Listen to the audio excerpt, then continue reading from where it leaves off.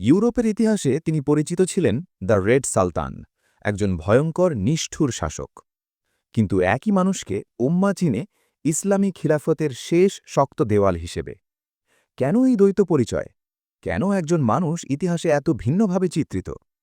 আজ আমরা জানব উসমানীয় খিলাফতের ৩৪তম সুলতান, সুলতান আব্দুল হামিদ খান সেকেন্ড, এক শাসক, এক কৌশলী, এক অভিভাবক। সুলতান আব্দুল হামিদ সেকেন্ড জন্মগ্রহণ করেন ২১ সেপ্টেম্বর ১৮৪২ ইস্তাম্বুলে। তার পিতা ছিলেন সুলতান আব্দুল মেজিদ প্রথম, মাতা তিরিমুজগান কাদিন। ১৮৭৬ সালের ৩১ আগস্ট মাত্র ৩৪ বছর বয়সে তিনি উসমানীয় সিংহাসনে আরোহণ করেন। সে সময় সাম্রাজ্য ছিল চরম দুর্বল।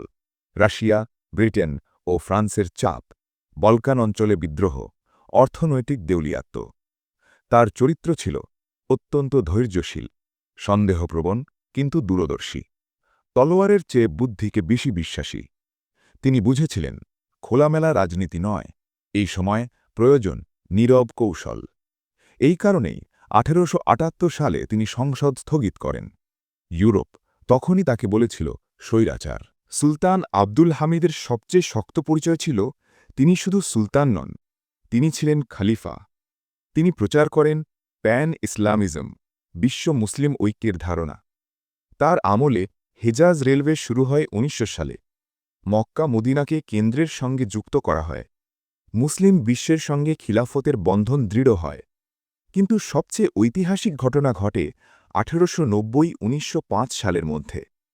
ইহুদি নেতা থিওডর হার্জেল ফিলিস্তিনে ইহুদি বসতি গড়তে চেয়ে বিপুল অর্থের প্রস্তাব দেন। সুলতান আব্দুল হামিদের উত্তর ছিল ঐতিহাসিক। ফিলিস্তিন আমার ব্যক্তিগত সম্পত্তি নয়, এটি মুসলিম উম্মার আমানত। আমি জীবিত থাকতে এটি বিক্রি হবে না। এই সিদ্ধান্তই তাঁকে ইউরোপ ও জায়নিস্ট শক্তির প্রধান শত্রু বানিয়ে তোলে। শেষ পর্যন্ত ষড়যন্ত্র সফল হয়।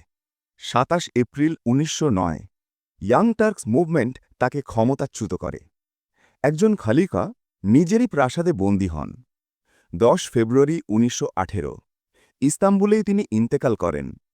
মজার বিষয় হল, তার পতনের মাত্র ৯ বছরের মাথায় ১৯২৪ সালে উসমানীয় খিলাফত বিলুপ্ত হয়। আজ ইতিহাস প্রশ্ন করে, তিনি কি সত্যিই স্বৈরাচার ছিলেন, নাকি তিনি ছিলেন এক ব্যর্থ যুগে জন্ম নেওয়া সফল অভিভাবক? ইউরোপ তাকে ভয় পেত, কারণ তিনি মুসলিমদের ঐক্যবদ্ধ করছিলেন। উম্মা তাকে ভালোবাসে, কারণ তিনি শেষ মুহূর্ত পর্যন্ত আমাদের আমানত রক্ষা করেছিলেন। ইতিহাস তাকে বলেছিল স্বৈরশাসক, কিন্তু সময় ধীরে ধীরে সেই রায় বদলেছে। সিংহাসন কেড়ে নেওয়া যায়, কিন্তু আদর্শ কেড়ে নেওয়া যায় না।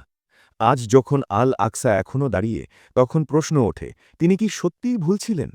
হয়তো তিনি ছিলেন সেই শাসক যিনি সময়ের আগেই সত্যটা বুঝে গিয়েছিলেন। ইউরোপের চোখে তিনি ছিলেন একরকম, কিন্তু উম্মাহর কাছে তিনি ছিলেন এক আমানতের পাহারাদার।